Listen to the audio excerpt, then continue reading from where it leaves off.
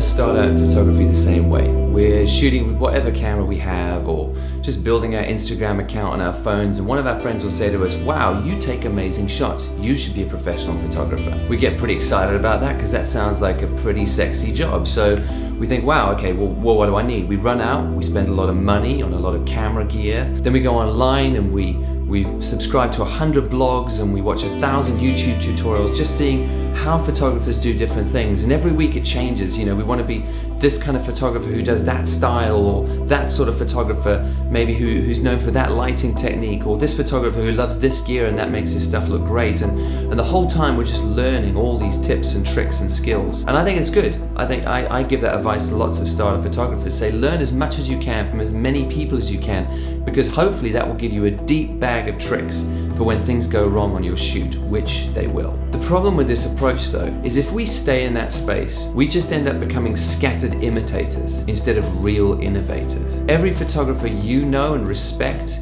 is probably known for one thing in particular. And that leaves us all with a question in our careers. There's going to come a point where we have to decide, what is the thing that we want to become known for? What direction are we going to point this thing in? I'll be honest, I've been a photographer for a while now, and I'm still trying to wrestle with this question.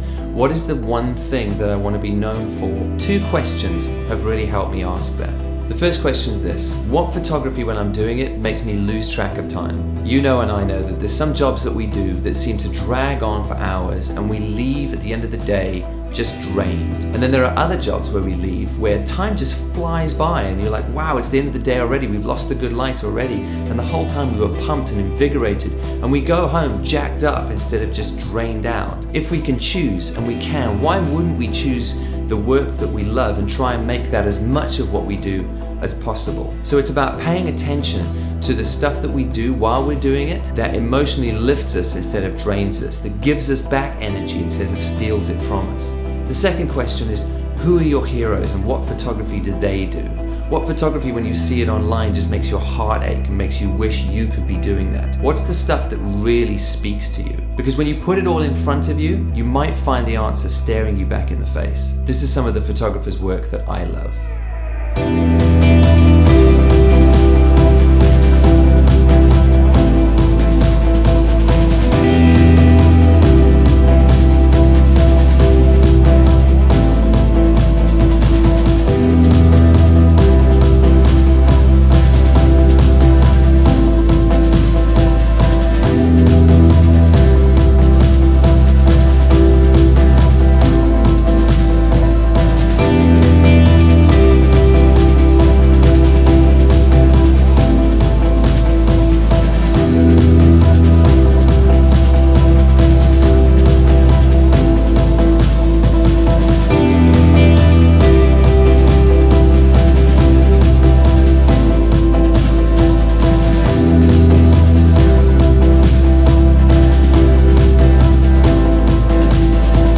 So when I take a look at that, it's so obvious. I love people photography, but I also love narrative photography, something with a story, something that's gritty and earthy and real. It's a terrible time to want to do this. Gone are the era of the career National Geographic photographers. Most publications are crowdsourcing images from all over the world now and not investing in single photographers to do this.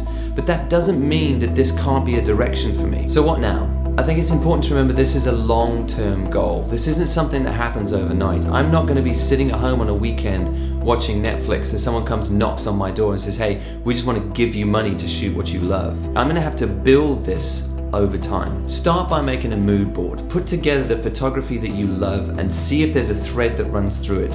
And then keep it somewhere that you can access it, look at it regularly. Build more images into it and put that in front of you as inspiration for the direction that you want to go. Then you've got to get out there. On your own time and your own dime, you've got to go out and shoot the work that you love. Build that portfolio online of the work you want to go after and show the rest of the world what you can offer in that space. No one's going to hire you unless they see you can do it first. I want to be honest with you because I have to be honest with myself. I may never actually get to the stage where I'm only shooting the stuff that I love and that's what pays the bills. Very few photographers get there, I think. Most of us are shooting a mix of things. But the goal is to make more of the stuff I love, more of what I get paid to do in the day.